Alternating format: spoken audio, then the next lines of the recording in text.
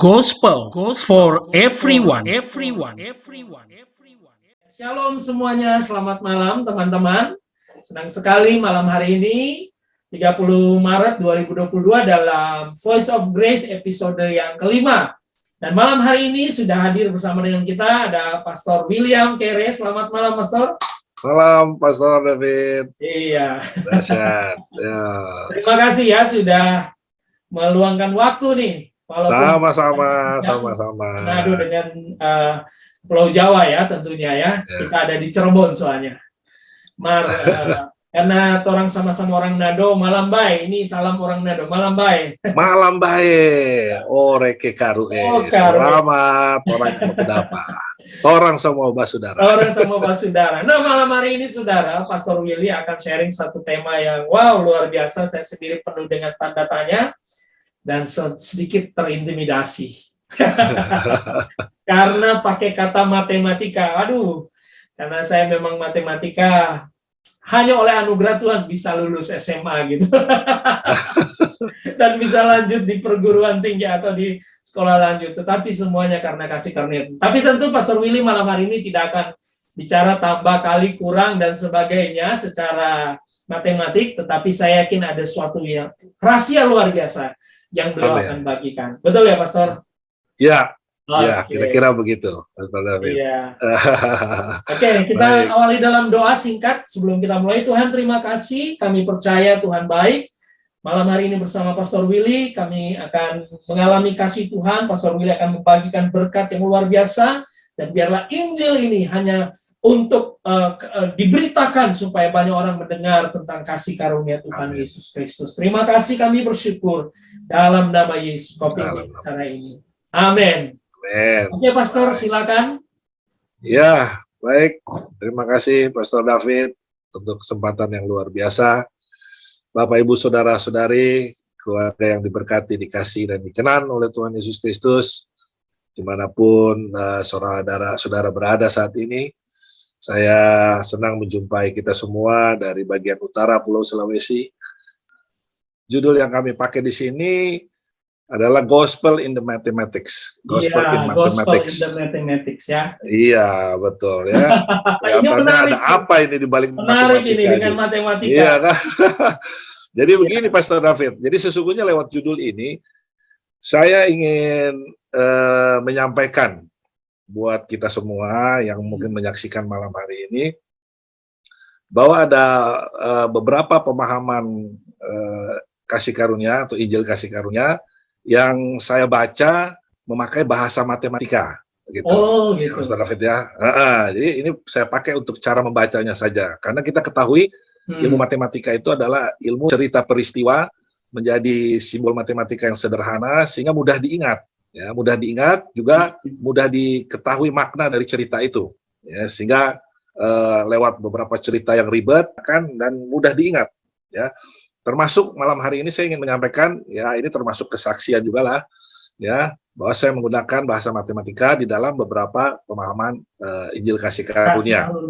Ya, karena begitu banyak ayat-ayatnya, kemudian saya coba sederhanakan menjadi bahasa matematika supaya mudah diingat dan makna dari cerita itu bisa selalu bisa selalu kita ingat begitu. Ya. Nah, bahasa matematika yang saya maksudkan malam ini memang lahir dari beberapa rumusan, Pastor. Ya, mudah-mudahan semua bisa ditampilkan. Tapi rumusan yang pertama, ya, sehingga bisa saya menggunakan bahasa matematika adalah terkait dengan 3 variabel, Pastor. Ya, saya juga baru ternyata saya ini episode kelima ya, Pastor ya. Iya, episode kelima, betul. Iya, episode kasih karunia ini berarti kan. Iya. Jadi saya baru juga saya memang sengaja diplot oleh Pastor David di enggak kasih karunia atau apa ini. ya whatever rumusan matematik yang saya maksudkan tadi terkait dengan kasih karunia. Ada 3 variabel, yaitu kasih karunia, hukum Taurat, dan iman. Iya. Ya, dan variabelnya seperti ini, rumusannya seperti ini. Kelihatan ya, Pastor ya? Iya, iya. Ya. Iman sama dengan kasih karunia. Kasih karunia dibagi hukum Taurat. Iman Kasih Iman, karunia, ya. iman Oke. sama dengan kasih karunia per hukum matematik, karena saya menggunakan simbol matematik, yaitu sama dengan dan tanda bagi. Ya. Nah, bahasa matematikanya seperti ini, Pastor. Iman berbanding lurus dengan kasih karunia. Iman berbanding lurus dengan kasih karunia, ya. Sebaliknya iman berbanding terbalik dengan hukum Taurat. Oh ya, oke. Ya. Ya. Nah, kalau saya konversikan 3 variabel ini dengan angka-angka, ya, maka saat saya menambahkan angka pada kasih karunia, maka angka iman akan apa, Pastor? Akan bertambah. Ya, betul kan? Betul. Jadi pada saat saya memberikan angka tambahan pada kasih karunia, angka iman bertambah. Ya. Pada saat sebaliknya saya mengurangi angka kasih karunia, maka angka iman berkurang. Betul. Ya, oke. Sekarang ya hukum Taurat. Sebaliknya dia hukum Taurat. Iya. Kalau saya memberikan angka, tambahan angka pada hukum Taurat, maka angka iman menjadi kecil. Berkurang, that's right. Betul. Nah, sebaliknya kalau saya memberikan angka atau mengurangi angka hukum Taurat, iman bertambah. Angka iman bertambah. Oh, jadi kita so pinter ya. Nah, kalau kita mengurangi angka kasih karunia sampai angka minimal yaitu 0, betul ya, Pastor? Ya, kalau kita memberikan angka kasih karunia sampai angka minimal yaitu 0, maka 0 dibagi semua bilangan sama dengan 0. 0, ya. Semua kalau jadi 0. Artinya, kalau kasih karunia saya nolkan, maka angka iman menjadi 0. Ya. Betul? Nah, sebaliknya kalau saya kurangi angka hukum Taurat sampai angka minimal yaitu 0, maka angka iman berapa? Semua bilangan yang dibagi 0, berapa hasilnya, Pastor? Semua bilangan bilangan yang dibagi 0 hasilnya tidak terhingga. Iya. Artinya kalau hukum Taurat saya nolkan, iman itu besarnya tidak terhingga.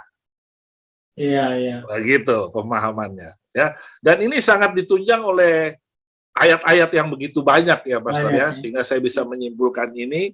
Ya, kita lihat di Roma, di Galatia, ya, di mana orang dibenarkan karena iman bukan karena hukum Taurat, ya. Kemudian juga ada janji-janji diberikan bukan berdasarkan hukum Taurat, ya. Roma 4 ayat 13, Roma 4 ayat 14. Kalau jadi sia-sia, banyak sekali, ya, sehingga rumusan ini bisa saya buat seperti ini ditunjang dengan beberapa rumusan, ya, yang mungkin juga ayat yang paling terkenal itu Efesus 2 ayat 8, sebab karena kasih karunia kamu diselamatkan oleh iman, itu bukan hasil usahamu, tapi itu pemberian Allah, ya.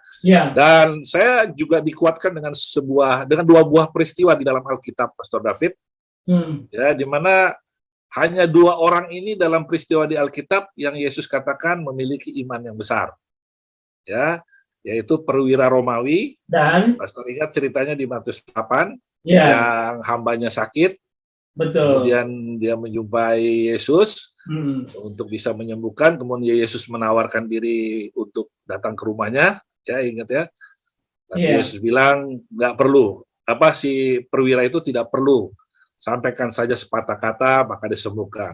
Makanya Yesus saat itu katakan, ya, tidak pernah dia melihat iman sebesar itu. Betul ya, Pastor ya? Nah, peristiwa yang kedua adalah untuk wanita Sirofenesia. Iya, betul, Matius 15. Wanita Kanaan itu. Betul. Jadi 2 peristiwa ini adalah 2 peristiwa di mana Yesus mengatakan kedua orang ini memiliki iman yang besar. Nah, apa kaitannya dengan rumusan tadi, Pastor? Ya, bahwa kedua orang ini bukan orang Yahudi, ya, dan kedua orang ini dikatakan Yesus memiliki iman yang besar.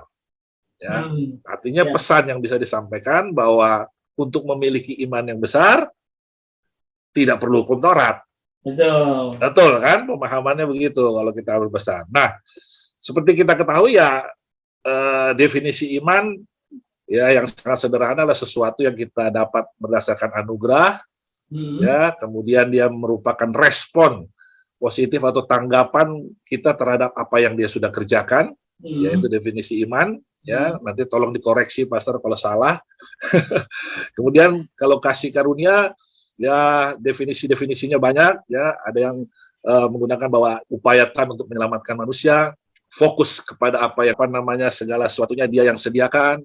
Betul ya Pastor ya, kalau definisi kasih karunia itu ya, anugerah yang tidak layak kita terima. Ya, karena fokus pada apa yang dia kerjakan. Amen. Sehingga pemberitaan kasih karunia ini ya, sangat terkait dengan salib, dengan penebusan, dengan darahnya, karya salib. Dan kasih karunia ini ya karya salib. Kenapa? Karena kasih karunia tadi kan fokus pada apa yang dia kerjakan. Jadi isinya kasih karunia itu tentang apa yang dia kerjakan, ya kan? Dan tentang kasih karunia ini teman-teman semua sudah membahasnya, sudah menceritakan dari episode pertama dan mungkin akan terus dilanjutkan. Ya, sedangkan hukum Taurat ya sebaliknya. Ya, ada yang mendefinisikan usaha manusia untuk menyelamatkan dirinya sendiri, fokus kepada diri sendiri, ya kan? Sehingga manusia yang bekerja. Kita ketahui hukum Taurat adalah satu aturan yang diberikan oleh Tuhan pada bangsa Israel melalui Musa karena permintaan dari bangsa itu sendiri yang merasa sudah mampu. Ya. Betul ya, Pastor David ya untuk definisinya. Nah, saya sampaikan Pastor David, kenapa rumusan ini menjadi penting buat saya, Pastor David? Ya, ini rumusan ini mengingatkan saya dari berbagai macam ayat dan beberapa macam tulisan saya rangkum seperti ini. Ya, karena saya percaya Tuhan itu tidak hanya memberikan surga pada akhir kehidupan kita saja. Betul ya? Betul, ya? Betul. Dia mau surga itu kita sudah punya nikmati pada saat kita masih di bumi pun. Ya, dia tidak mau kita ya sudah mati masuk surga tapi kamu menderitalah di bumi ini ya. Ya sakit-sakitan, ya kalah dalam masalah keluarga, ya kalah dalam masalah. Jadi kekalahan demi kekalahan, memang mati masuk surga, tapi selama di kehidupan ini kita mengalami banyak kekalahan, ya. Makanya Yesus dikatakan sebagai gembala yang baik, karena kita dombanya. Nah, kemenangan domba itu semua tergantung dari gembala, karena domba ini kan binatang yang tidak ada pertahanan terhadap lawannya, jadi kemenangan domba setiap hari, iya sangat ditentukan oleh gembala. Ya. Nah, kemenangan ini sesungguhnya kan sudah dikerjakan oleh Yesus, betul ya, Pastor ya? Yesus sudah menyediakan kemenangan ini. Kalau Pastor hafal, saat aku ditinggikan, aku akan menarik semua yang buruk, ya, walaupun semuanya ya. Iya, walaupun narasi LAI nggak seperti itu, tapi pemahaman yang sebenarnya saat aku ditinggikan, aku menarik semua yang buruk. Ya, artinya apa? Kemudian dia gantikan kemuliaan, dia gantikan kemenangan. Artinya kemenangan dia sudah siapkan, dia sudah kerjakan di atas kayu salib. Oleh karena itu karya salib buat saya itu adalah happy exchange. Ya, dia sangat menyenangkan karya salib ini karena dia sudah sediakan kemenangan. Ya, nah pertanyaannya bagaimana sekarang kita mau meraih kemenangan yang sudah terjadi di roh kita, di alam roh kita ini sudah terjadi, Pastor. Nah, ini lewat iman itu. Iya, ini yang banyak orang nggak ngerti ya. Nggak ngerti, padahal itu kemenangan itu sudah dikerjakan, sudah. Nah sekarang di alam roh itu bagaimana kita melalui iman itu, Pastor, untuk kita bisa yang terjadi di roh, kemudian dipahami oleh jiwa, oleh pikiran, dan jiwa itu mengeksekusi, memerintahkan tubuh untuk mengeksekusi. Oleh karena itu iman itu sangat perlu. Oleh karena itu manual book orang percaya mengatakan, manual book orang percaya itu kan Alkitab, toh maksudnya. Manual book orang percaya mengatakan orang benar hidup oleh iman. Orang benar itu kan ya saya sama Pastor David orang benar. Semua orang percaya orang benar. Ya, bukan karena kita melakukan kebenaran, ya, tapi karena kebenaran Kristus. Manual book kita menyatakan hidup orang benar itu oleh iman. Kalau manual book kendaraan diesel itu, katakan bahwa kendaraan itu bisa bergerak kalau pakai solar. Kalau pakai yang lain nggak bisa. Begitu juga dengan kendaraan-kendaraan dengan manual book yang lain. Nah, manual booknya kita sebagai orang percaya itu, orang benar hidup oleh iman. Jadi buat saya, iman ini seperti mata uang surga, Pastor. Ya, saya anggap seperti mata uang surga. Ya, sehingga siapapun yang bertransaksi dengan kerajaan surga, ya harus pakai alat transaksinya ya iman. Ya, harus pakai alat transaksinya iman. Apa saja bentuk transaksi kita dengan kerajaan surga? Kita diselamatkan oleh iman. Amin. Kita disembuhkan oleh iman. Amin. Kita menjadi anak yang dikasihi oleh iman. Amin. Menjadi ciptaan baru oleh iman. iman. Menjadi manusia baru oleh iman. Ya toh? Jadi iman tuh mata uang surga. Jadi kita, makanya ini rumusan ini menjadi pengingat buat saya khususnya, ya, dan juga mungkin bisa dipakai oleh teman-teman yang menamakan diri guru sekolah minggu, pendeta atau pastor. Tinggal mau kasih yang mana dengan konsekuensinya. Betul. Ya, kita kan makhluk hidup yang diciptakan lengkap dengan kehendak bebas. Kita bebas memilih mau memberikan yang mana. Ada konsekuensinya. Tadi konsekuensinya kita sudah jelaskan dengan bahasa matematik tadi. Ya, Pastor. Sehingga pada saat ini kita menarik, kemudian rumusannya ini. Rumusannya. Daripada ngafalin begitu banyak ayat-ayat, terus ada ayat yang tumpang tindih, baru ada tulisan yang bilang begini, sudah saya simpulkan. Kita taruh di mana ya? Ayat yang mana gitu, yang kita mau pakai gitu dengan iman. Iya, ayat-ayatnya banyak sekali, dan saya rumuskan seperti ini. Sehingga pada saat kita memang benar-benar mau memberikan orang yang kita kasihi atau komunitas yang kita pimpin mau menu yang dipilih untuk bisa memperbesar iman, ya, maka kasih karunia, kan begitu, Pastor ya? Ya. Ya, tadi kalau hukum Taurat kita nolkan, ya, maka semua bilangan dibagi nol tidak terhingga. Kondisi ini yang kita inginkan, kan, Pastor ya? Ya. Bahwa hukum Taurat kita nol supaya iman kita memiliki iman yang besar, artinya respon terhadap apa yang dia sudah kerjakan itu betul-betul memang apa DP nama ya, respon yang besar terhadap apa yang dia kerjakan, seperti mungkin di Mazmur 91 lah ya, 11.000 di kiri kanan kita sudah rubuh tapi kita cuma menonton. Itu hendaknya bukan cuma kata-kata, tapi kita bisa bilang 11.000 loh jatuh kiri kanan terus kita bisa berdiri. Itu bukan cuma sebatas kata-kata, itu dengan iman. Bukan sekedar kiasan ya, bukan tapi cuma kiasan, secara rohani kita bisa alami. Iya, dengan respon yang betul-betul positif terhadap apa yang dia sudah kerjakan. Bagaimana caranya? Dengan iman. Iman yang harus bagaimana? Yang harus iman sebesar mungkin. Nah, kalau mendapatkan iman yang sebesar mungkin kan harus memberikan makanan yang pas terhadap komunitas yang kita pimpin. Betul dong, Pastor David? Iya, betul. Nah, akhir dari rumusan yang terakhir ini ada pertanyaan yang sederhana, Pastor David. Ya, ada pertanyaan yang mungkin Pastor David bisa menjawab.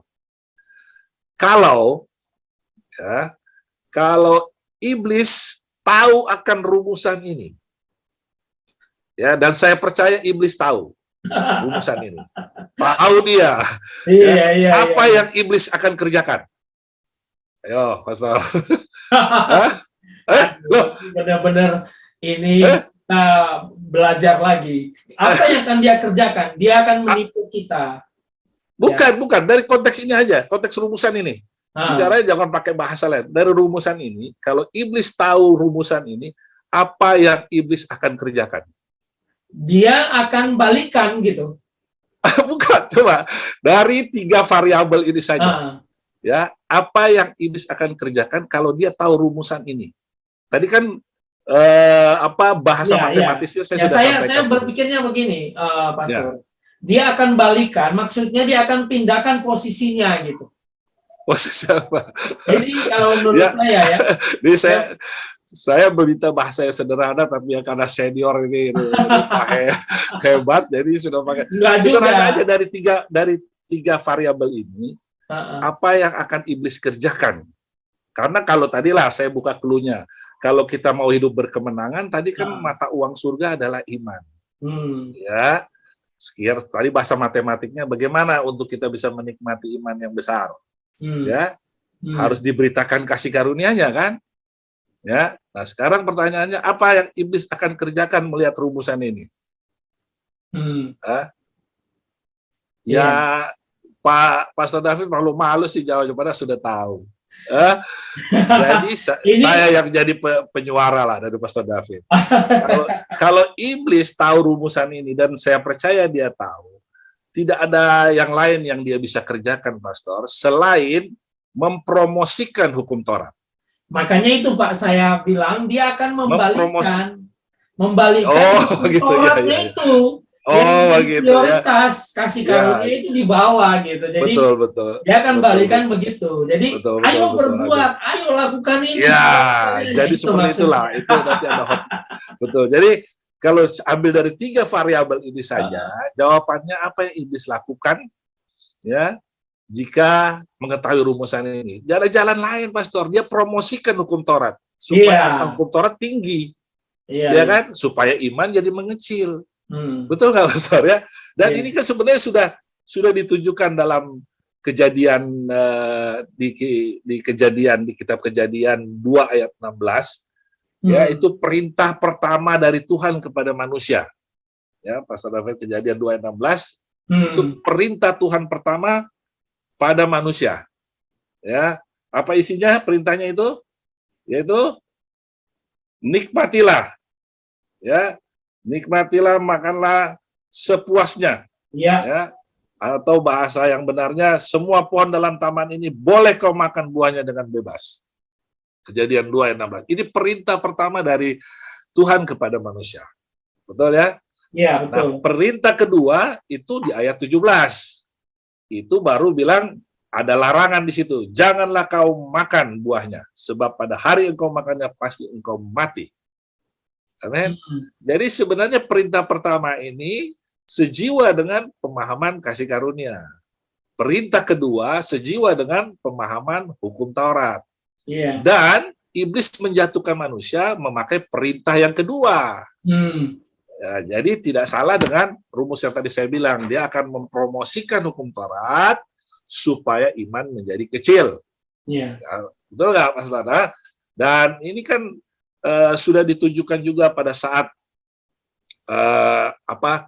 eksistensinya iblis mempromosikan hukum Taurat ini kan sudah juga ditunjukkan pada saat peristiwa Tuhan Yesus menegur Petrus, ya, dalam Markus 8. Ya, Pastor David hafal, pada saat Yesus memberitakan bahwa anak manusia harus mengalami penderitaan dan kematian. Betul ya? Lalu si Petrus ini murid yang mikir belakangan, kerjain duluan.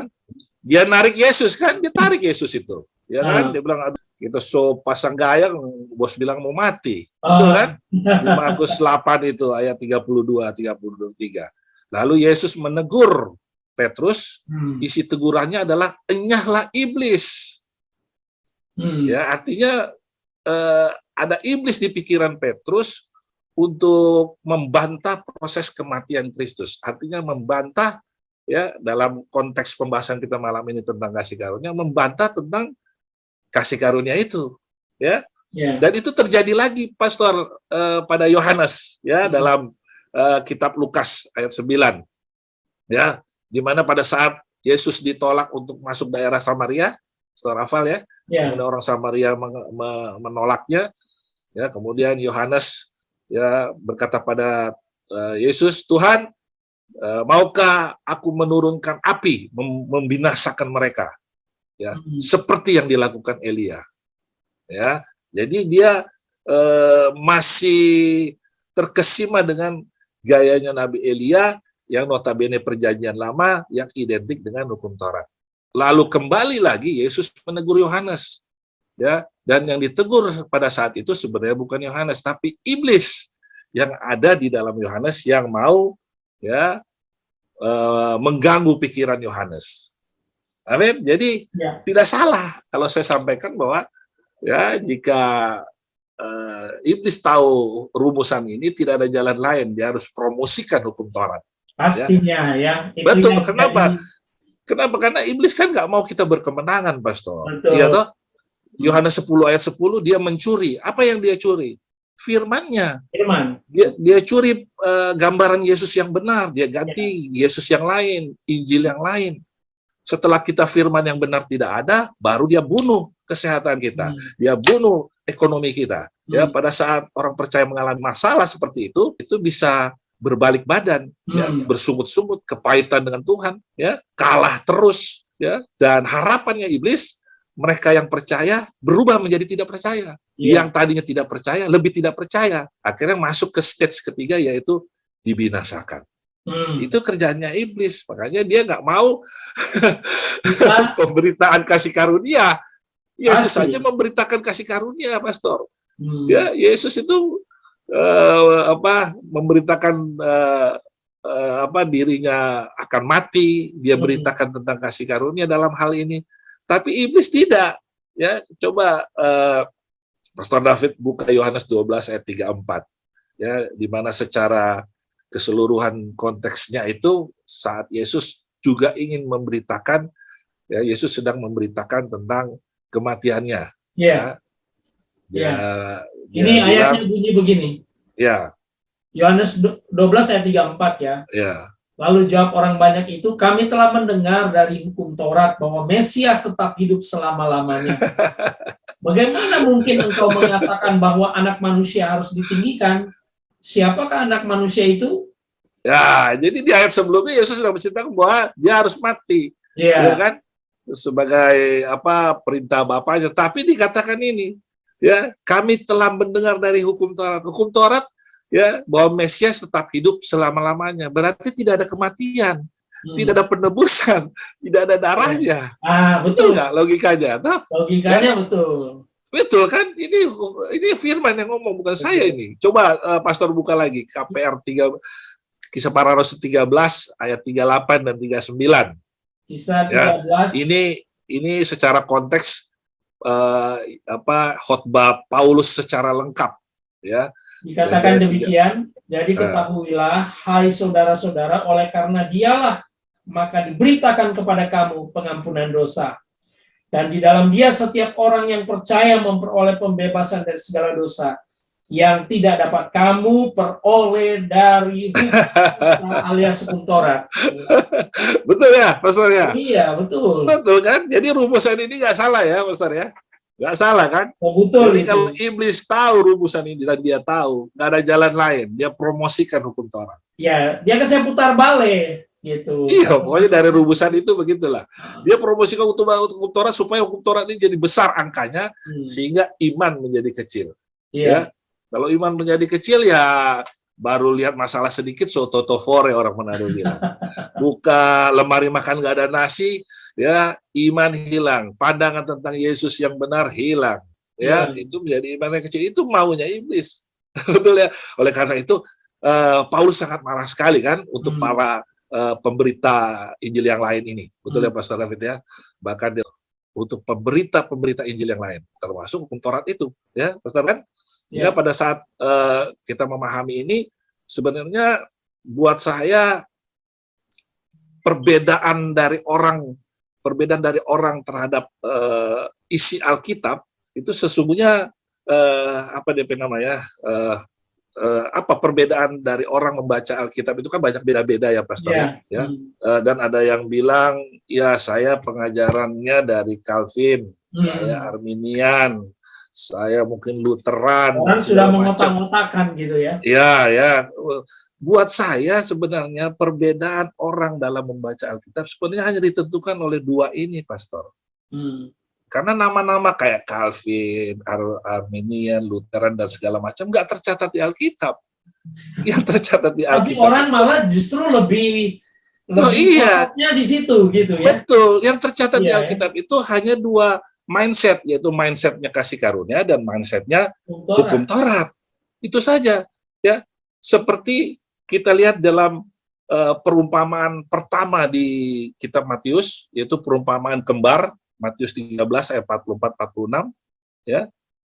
Kalau Pastor David boleh buka, Matius 13 ayat 46. Ini tentang mutiara dan harta yang terpendam. Ya, dikatakan di situ. Ya, jadi jadi buat saya perumpamaan ini sebenarnya rule of game dalam membaca Alkitab. Rule of game-nya ya? Iya, di situ cuma dua ini. Kenapa? Di situ dikatakan ada orang yang ketemu dengan harta terpendam, ya. Kemudian dia pendamkan kembali, dia jual semuanya, terus dia beli ladangnya. Ya. Kemudian ada pedagang yang cari mutiara, dapat mutiara yang bagus, ya, dia jual semua dagangannya, dia beli mutiara itu. Nah, buat orang yang mindsetnya hukum Taurat, melihat perumpamaan ini, ya, orang dan pedagang itu adalah gambaran orang percaya. Sedangkan Padahal sedangkan mutiara dan harta terpendam itu keselamatan, gambaran kerajaan surga. kerajaan sorga. Itu aja mindsetnya. Nah, untuk mindsetnya orang kasih karunia, Berbeda. kan, orang yang mencari harta terpendam dan orang pedagang yang mencari mutiara, itu Yesus. Mutiara dan harta terpendamnya itu saudara Pastor David dengan saya, orang-orang percaya. Jadi sebenarnya berangkatnya dari dua itu aja. Kemudian akan membias kemana-mana, Pastor. Jadi dari dua itu ya mungkin diterjemahkan masing-masing oleh Calvin, oleh Arminian, oleh Lutheran, tapi mereka tidak tercatat di Alkitab. Ya, Pastor, tercatat itu ya. Seperti ini ya, tanpa bermaksud untuk kita mendiskreditkan bapak-bapak gereja ya, dalam hal ini Reformator, Martin Luther dan sebagainya, mereka juga adalah anak-anak Tuhan, ya, hamba-hamba Tuhan yang luar biasa. Dan mereka juga diilhami lah, katakanlah dipimpin oleh Roh Kudus membuat terobosan-terobosan. Tetapi kita yang hidup di zaman sekarang, jangan porsi mereka melebihi porsi kebenaran itu sendiri gitu. Betul. Iya, kita tetap menghargai sebagai dalam sejarah gereja itu satu nilai yang kita nggak bisa abaikan lah ya, perjuangan mereka dan sebagainya. Tetapi jangan sampai justru malah sejarahnya itu yang seakan-akan diangkat. Nah, kebenaran firman Tuhan yang memiliki fondasi yang jauh lebih besar, jauh lebih kuat, dan parah. Dan parahnya buat saya ya, pastornya, kalau saya melihat akhirnya perbedaan itu mereka akan bilang, oh saya orang Calvin, silakan saja. Padahal di Alkitab ada catat, dia cuma bedanya dua mindset tadi, kasih karunia atau hukum Taurat. Karena waktu membaca Alkitab dengan mindset yang tadi akan berbeda. Contohnya kalau saya kasih contoh, Yudas 1 ayat 4. Kalau pastor baca, siapa orang fasik dalam gereja? Dikatakan di situ. Kalau kacamatanya hukum Taurat, ya para grace follower di situ. Ya tak?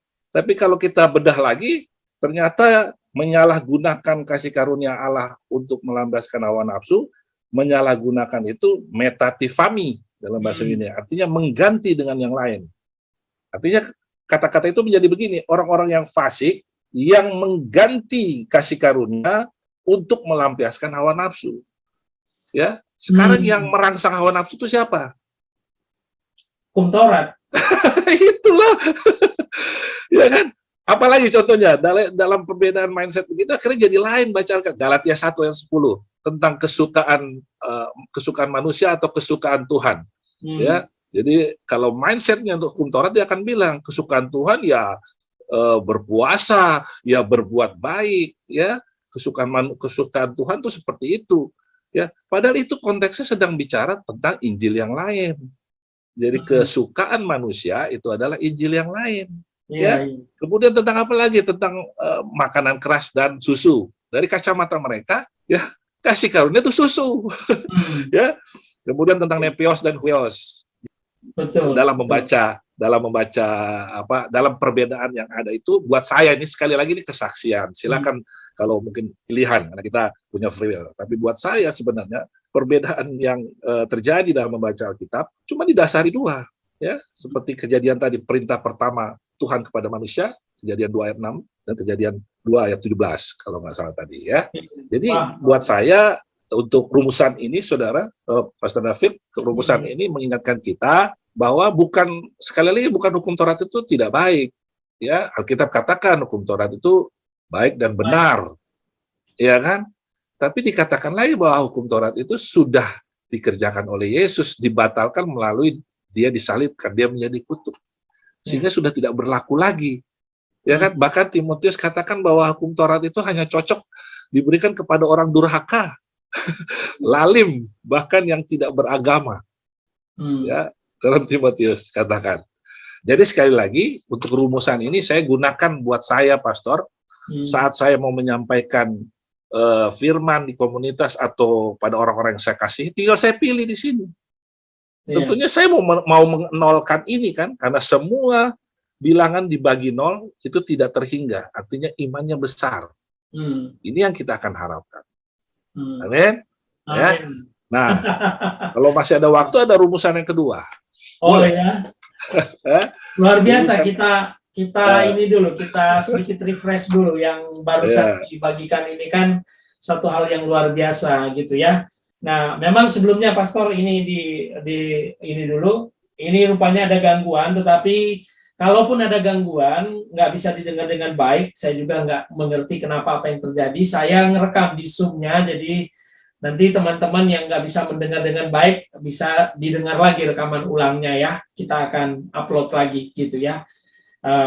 Tapi kembali kepada apa yang disampaikan oleh Pastor Willy tadi, ini memang sesuatu yang sebenarnya sederhana, tetapi oleh hukum Taurat menjadinya tuh berbelit-belit gitu ya. Padahal sebenarnya sangat sederhana gitu, dengan menggunakan rumus yang tadi membantu kita bahwa betul justru dengan hukum Taurat kita sebenarnya iman kita tidak bertambah apa-apa gitu, karena kan hanya kekuatan daging yang dipacu di sana. Sebaliknya kasih karunia kita membuat kita bergantung penuh kepada karya Yesus sendiri, dan Dia yang memampukan kita untuk menjalankan atau melakukan apa yang Tuhan kehendaki dalam hidup kita.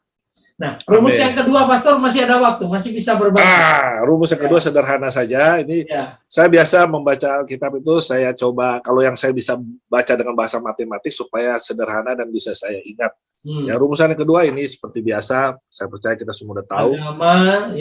Agama plus darah sama dengan kekristenan. Ya, ini saya ambil dari peristiwa Kain dan Habil. Ya, kita ketahui hubungan manusia pada saat itu ya dilakukan melalui penyembahan ya, korban sembelihan, dan kita tahu Kain memberikan hasil tanahnya, sedangkan Habil memberikan domba, sehingga ada darah yang mengalir ya. Kemudian juga saya diingatkan rumusan ini dengan Kejadian 3 ayat 6 ya. Kejadian 3 ayat 6 yaitu pada saat manusia pertama ya memakan buah pengetahuan yang baik dan jahat, dan buat saya itu adalah agama pertama. Ya, dengan adanya itu akhirnya Allah mengirimkan anaknya ya yang harus mati di atas kayu salib. Ada darah yang tercurah ya. Nah, dengan melihat seperti itu, pada saat manusia pertama makan buah pengetahuan yang baik dan jahat dan jatuh dalam dosa, ya putuslah hubungannya ya manusia dengan Allah, jatuh dalam dosa. Sehingga pada saat ada darah, ya hubungan itu, atau pada saat Yesus disalibkan dan darah tercurah, hubungan itu kembali terjalin. Betul ya, Pastor ya? Nah, sekarang dalam rumusan ini konteksnya membacanya ya seperti yang membaca dalam rumusan yang lain ya. Bahwa agama ini, konteks agama semua ya. Yang namanya agama ya agama yang ada semua, yang mungkin diakui di negara ini. Jadi agama di dalam negara ini atau agama yang berlaku sebenarnya hanya dua tipenya, yaitu agama tanpa darah dan agama dengan darah. Saudara ya. Nah, kenapa saya katakan begitu? Karena agama dengan darah hanya ada di kekristenan. Nah, artinya lewat rumusan ini, kalau darahnya kita nolkan, hasilnya sisa apa, Pastor? Agama terus tambah nol, hasilnya agama. Agama, iya, agama. Kalau darah kita satu tambah nol ya satu gitu ya. Agama tambah darah ya agama. Ya, 1 tambah 0 1 kan. Nah, artinya apa pesannya? Bahwa jika tidak ada pemberitaan tentang darah, artinya tentang salib, tentang kasih karunia, maka agama tinggal agama. Betul kan dari rumusan ini kan? Tidak akan menjadi kekristenan. Tidak, kekristenan itu adalah hubungan yang sudah terjalin. Ya. Sehingga pada saat kita hanya memberitakan tentang agama tanpa pemberitaan tentang darahnya yang tertumpah, hanya menjadi agama. Betul kan, Pastor David kan? Nah, sebaliknya, ya, jika agamanya kita nolkan, ya, berarti 0 tanpa darah, hasilnya agama kita dinolkan. Ya, agama nolkan. Hasilnya darah kan, tapi ini darahnya ini adalah bukan darah Yesus dan bukan juga darah Allah, karena Allah darah roh. Ya, artinya tidak ada kalau tidak ada agama, ya, tidak ada, artinya manusia tidak jatuh dalam dosa, berarti tidak ada anak kan? Tidak ada Yesus. Iya. Betul nggak? Iya. Ya. Jadi kalau kita nolkan agama ini hanya darah, berarti tidak ada dosa yang dilakukan, berarti tidak ada anak, ya, tidak ada Bapa, hanya ada Allah. Ya, jadi pesannya bahwa agama yang disampaikan, ya, sepanjang tidak memberitakan kasih karunia, apalagi tidak mengakui akan darahnya, akan kematiannya, ya, maka itu tinggal agama.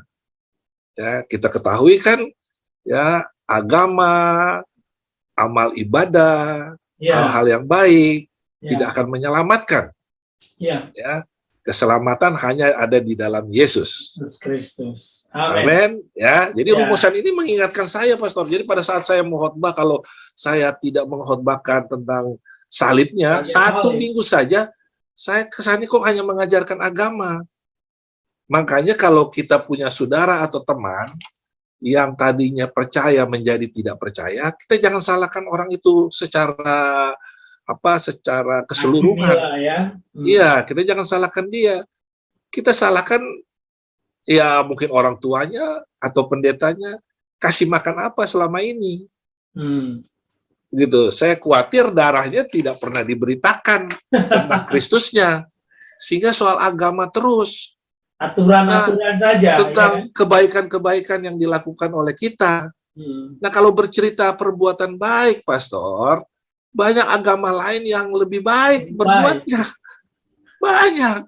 Iya, ya kan? Tapi pertanyaan, kalau nggak ada darah, nggak ada yang namanya hubungan terjalin kembali. Tidak akan ada keselamatan. Ini yang mengingatkan saya terus dengan rumusan yang pertama. Sehingga pada saat saya mau menyampaikan, atau saya mengundang orang untuk berbicara, ya, saya sudah pesankan, jangan lupa beritakan tentang salibnya, tentang kasih karunia-Nya.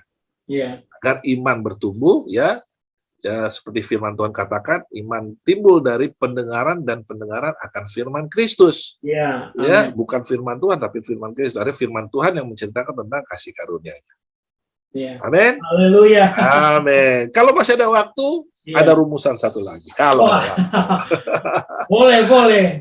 Saya baca ini berdasarkan kalau baca pakai bahasa matematik, enak, bisa diingat terus, Pastor. Ya tuh. Kayak rumusan pertama tadi kan, kalau saya diingatkan begini, kalau saya memberikan 1 minggu saja tentang nilai hukum Taurat, nilai iman dari jemaat turun, berkurang. Tinggal pilihan ada di kita. Kita ini kan ada dilengkapi dengan free will, kehendak bebas. Silakan. Tuhan menginginkan kita sehat sempurna, tapi Dia tidak pernah memaksa. Amen. Tuhan menginginkan kita menikmati berkat-Nya, tapi Dia tidak bisa paksa. Ya, Roh Kudus itu lemah lembut, Dia tidak pernah paksa. Ada free will di kita. Kita memilih, ya. Nah, untuk rumusan yang terakhir boleh, Pastor? Boleh. Masih ada waktu, toh? Masih ada waktu. Ya, toh? Masih ada waktu. Ya, ini rumusan yang semua orang sudah tahu lah. Ya, semua orang sudah memahami, bahkan waktu itu sudah ada yang pernah menyinggung juga, ya. Sehingga kalau orang lihat ini sudah pasti tahu. Pastor David juga udah pasti tahu ini. Ya, ini apa, Pastor? 2 tambah 5, 2 roti, 5 ikan, ya. Ya. 5.000, sisa 12 bakul. Ya. Wah, apa ini? Lebih besar. Oh, lebih besar, ya. Lebih besar 2 tambah 7, 4.000. Ya, ini yang ada di Markus 6. Ya, ada di ini Markus 2 8. ikan, 7 roti, ya. Ya, beberapa ikan dan 7 roti. Iya. 4.000, sisanya 7. Bakul. Betul ya, Pastor ya? Betul. Ini cerita ini diulang 2 kali. Ya, dengan 2 kejadian yang berbeda. Artinya penting. Apa yang bisa Pastor David lihat dari sini? Dari 2 ini versus apa yang Pastor David bisa lihat? Ya, pasti secara umum mujizat, ya, kelimpahan. Oh iyalah, kalau bercerita Yesus itu kan pasti mujizat. Tapi apa pesan dari matematik ini? Nah, Itu saya dalam waktu sekejap belum dapat ini lah. Kalau Pastor David lihat ya, dari supply yang kecil ya, untuk kebutuhan yang besar. Ya, artinya Tuhan senang bekerja di area kelemahan kita. Oh, haleluya. Amin. Ya, kasih karunia-Nya akan bekerja maksimal pada saat kita tidak mampu. Iya. Pada saat kita lemah, ya, pada saat kita tidak mampu, kasih karunia-Nya akan bekerja maksimal. Ya, seperti 2 Korintus 12 ayat 9 katakan, cukuplah kasih karuniaku bagimu. Ya, sebab justru dalam kelemahanlah kuasaku menjadi sempurna. Amin. Ya. Jadi angka-angka ini khususnya 255.000 ini menggambarkan ketidakmampuan kita. Menggambarkan kelemahan kita, tapi dia justru suka bekerja di area kekurangan kita, di area ketidakmampuan kita. Kasih karunia-Nya akan maksimal bekerja. Amin. Amin. Ini rumusan yang terakhir. Luar biasa. Kita cukupkan saja. Masih banyak rumus-rumus yang lain. Termasuk itu juga luar biasa. Jadi dalam kelemahan kita, tetapi di tangan Sang Kasih Karunia itu menjadi berlimpah-limpah. Jadi kasih karunia bekerja, Pastor David, pada saat kita perkatakan bahwa Tuhan, aku tidak mampu, aku tidak bisa, aku bukan siapa-siapa. Ya, itu membuka ruang bagi kasih karunia bekerja luar biasa. Ya, dibandingkan kalau kita katakan, oh saya mampu, saya hebat, saya keren. Ya, saya percaya gambaran rumusan ini menggambarkan bahwa dia akan lipat tangan, karena dia akan berperkara pada apa yang dipercayai oleh orang itu. Kalau orang itu merasa hebat, merasa keren, merasa mampu, merasa pintar, ya, kasih karunia akan berurusan dengan mereka berdasarkan apa yang mereka percayai. Ya, kalau mereka rasa hebat, ya kerjakanlah. Kalau mereka jago, ya silakan, gitu kan? Jadi sebenarnya orang yang menerima kasih karunia itu adalah orang-orang yang nggak mampu sebenarnya, Pastor David, betul ya? Orang-orang yang lemah, karena di dalam Alkitab katakan orang percaya itu digambarkan sebagai penderita kusta aja. Jadi memang nggak mampu, nggak bisa apa-apa. Ya, nah justru di tengah kekurangan itu, dia mampu bekerja di area kelemahan kita. Amin. Ya, bahkan dia bisa melakukan hal mujizat di tengah-tengah kekacauan masa lalu kita. Dia bisa merubah masa lalu kita yang hancur lebur menjadi masa depan yang hilang gemilang. Amin. Amin. Itu dari rumusan itu, Pastor David. Jadi dari cerita roti dan ikan ini. Iya. Ya. Amin. Ya, betul Pastor. Luar biasa. Jadi hanya memang dengan kasih karunia kita dapat mengerti kebenaran, rahasia-rahasia kebenaran yang ada di Alkitab ya, Pastor ya. Bahkan sebenarnya kalau kita mau runut dari Kejadian sampai Wahyu, itu semua berbicara tentang Sang Kasih Karunia. Tentunya. Ya, Yesus Kristus. Kita juga sebagai pembicara kasih karunia tidak pernah mengotakkan gitu ya, kita hanya belajar perjanjian baru. Perjanjian lama itu bagian dari firman. Gitu, kan? Salah sekali itu, Pastor. Salah sekali, ada orang berpikir, ini nggak mau ngajarin. Justru perjanjian lama membicarakan tentang Yesus yang secara detil, tapi harus dibedah. Jadi Yesus masih dalam bentuk gambaran, bayangan. Oh, lebih nikmat, Pastor. Saya mempelajari itu lebih nikmat. Diwujudkan di perjanjian baru. Gitu. Semua yang ada di perjanjian lama itu semua wujud nyatanya itu ada di dalam Kristus. Iya, kita bicara Yusuf, kita bicara Yesus Kristus. Bicara Boas, bicara Yesus. Bicara Daud, bicara Yesus. Bicara tabut perjanjian, semua bicara Yesus. Bahkan sejak tadi yang tadi disebut darah itu sejak dari awal. Sudah dari awal. Tuhan manusia sudah bicara tentang Yesus gitu. Betul. Kasih karunia gitu ya.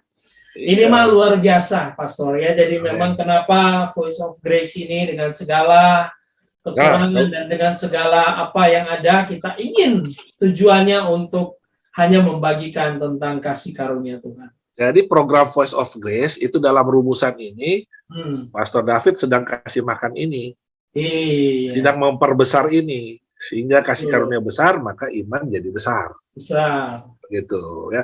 Kalau soal bercerita Tuhan mengasihi, Kita Semua sudah tahu bahwa ya. dia sangat mengasihi kita. Iya. Tapi dia tahu bahwa yang menguasai dunia ini adalah iblis. 2 Korintus 4 ayat 4 Nah, katakan dia adalah the God of this world. 1 Yohanes 5 ayat 19, dia kuasai dunia ini. Makanya Tuhan tuh sudah tahu, makanya dia beritakan salibnya supaya kita berkemenangan. iya. Kalau soal dia mengasihi, pasti dia mengasihi. Nah, Ya kan? Cuman ada pilihan-pilihan yang harus kita pilih. Betul kan, Pastor? Kalau soal mengasihi, wah, semua orang tahu bahwa Tuhan itu kasih, dia mengasihi. Begitu. Tapi ternyata ada juga orang yang percaya menderita. Ya, apakah itu Tuhan tidak mengasihi?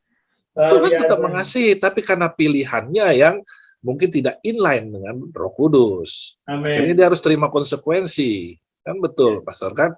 Saya percaya Pastor juga percaya lah tentang free will. Ya kan? Mengenai bebas. Iya. Justru dari kita memiliki kehendak bebas gitu ya, kita tuh bisa karena Tuhan nggak memaksa kehidupan kita, gitu kan? Betul. Tuhan nggak memaksa.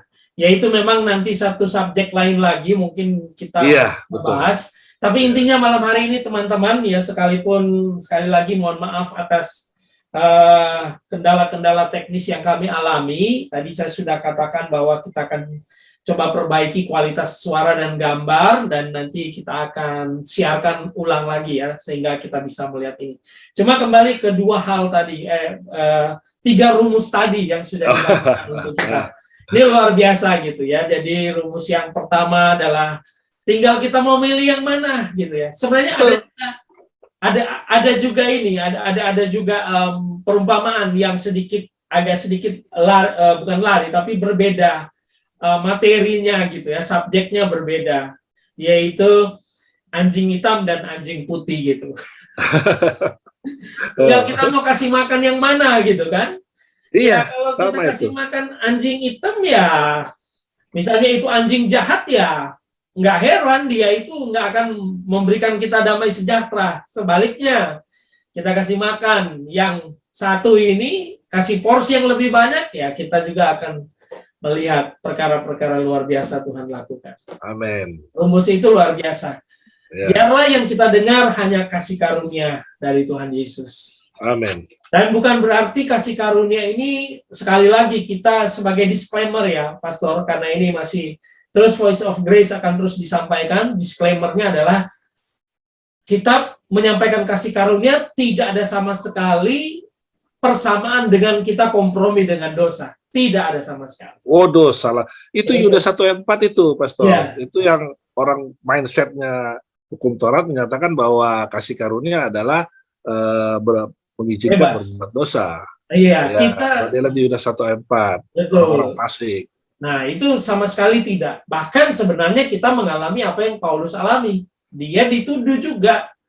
Kira-kira dengan pengajaran seperti ini dikatakan bahwa dia melegalkan dosa. Makanya dia 2 kali kan menyampaikan apakah kita bebas berbuat dosa? Tentu tidak, gitu. Tidak Karena lah. kita tidak dipimpin lagi oleh daging. Kalau orang berpikir begitu, Pastor, orang berpikir itu sama saja orang berkata begini, ayo bersama-sama kita sakit supaya kita mendapatkan anugerah kesembuhan. Itu sama aja bodoh namanya. Jadi, ayo sama-sama kita sakit yuk supaya kita terima teman-teman semua, sekali lagi dengan kasih Tuhan, kita ingin teman-teman mengalami kasih karunia berlimpah-limpah dari Kristus.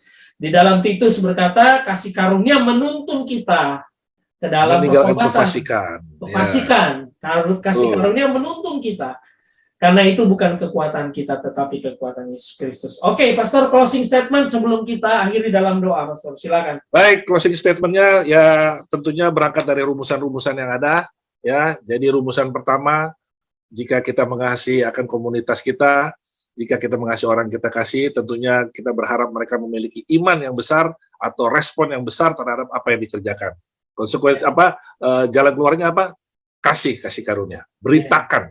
Nolkan hukum Taurat. Dari rumus matematika, semua bilangan yang dibagi nol, hasilnya tidak terhingga. Artinya iman besar sekali. Yang kedua, rumusan kedua, jangan sampai ini kemudian orang melupakan akan berita darahnya. Sehingga orang akan menganggap semua agama sama. Sama, nah itu poin penting. Karena tidak ada darah. Setelah orang padahal itu sentralnya ya. Sentralnya betul, itu ya. Betul, setelah orang berpikir semua agama sama, maka dia bebas memilih semua agama. Padahal kita katakan tidak ada keselamatan di luar Yesus. Amin. Dan rumusan yang ketiga seperti tadi kita sudah ketahui, bahwa dia lebih senang kasih karunia bergerak di tengah-tengah kelemahan kita. Sehingga pada saat kita mengalami kelemahan, jangan putus asa. Kita tahu rumusan ini, bahwa kita sedang dilanda oleh kasih karunia. Haleluya. Amin. Itu saja closing statement. Ya. Berlimpah-limpah kasih karunia. Iya, kasih karunia dari saya sudah cukup menanggapi. Nah, karena kita sudah mendengarkan luar biasa banyaknya, tentu Pastor Willy tidak hanya sekali ini saja, nanti di jadwal-jadwal berikut akan lebih banyak rumus-rumus yang keluar ini kayaknya. Iya ya. Ya, puji Tuhan. Sebenarnya awalnya saya waktu mendengar rumus itu, wow, kayak agak sedikit trauma gitu ya, karena saya matematikanya parah sekali. Tapi puji Tuhan gitu ya, bahwa sebenarnya mengerti tentang kasih karunia itu juga tidak harus memiliki title tertentu gitu ya. Betul ya, Pastor ya? Sangat betul. Cukup percaya gitu ya. Amin. Percaya. Yes. Betul percaya. Itu, Pastor. Percaya itu yang akan menghasilkan apa ya? Kekuatan, kasih, dan ketertiban, sound mind, akal sehat dalam kehidupan. Nah, puji Tuhan. Sekali lagi terima kasih Pastor Willy. Sebelum kita kasih. Pastor Willy akan berdoa buat semua pemirsa Voice of Grace sekalipun mengikutinya dalam siaran tunda. Kita percaya kasih karunia Tuhan selalu ada dan nyata. Silakan. Baik, kita satu dalam doa. Tuhan Yesus, kami mengucap syukur kemurahan-Mu boleh kami nikmati malam ini. Kami percaya Tuhan, Engkau yang sudah menyatakan isi hati-Mu lewat acara ini. Kami percaya kami semua diberkati, diingatkan bahwa Engkau mengasihi kami semua. Dan kami juga diingatkan bahwa Engkau rindu kami terus berkemenangan setiap hari. Bahkan kami percaya Tuhan, kami melihat bahwa karya salib-Mu ya dan amin. Sehingga kami percaya Engkau yang sudah berperang untuk kami. Amen. Dan kami boleh menikmati segala sesuatu yang indah, yang berkemuliaan di dalam nama Tuhan Yesus. Tuhan berkati acara ini agar terus berjalan dengan baik dan lancar, sehingga Injil kasih karunia dapat diberitakan melalui acara ini. Spesial buat Pastor David, kami berdoa kekuatan hikmat-Mu terus mengalir atas Pastor David bersama dengan Bu Vivi dan anak-anak menerima kasih karunia damai sejahtera yang berlimpah-limpah. Terima kasih banyak Bapak, kami mengucap syukur hanya di dalam nama Tuhan Yesus Kristus. Haleluya. Amin. Terima kasih Pastor Willy dari Terima kasih. Thank you. Terima kasih. Terima kasih, Tuhan berkati. Terima kasih. Shalom. Shalom. Thank you.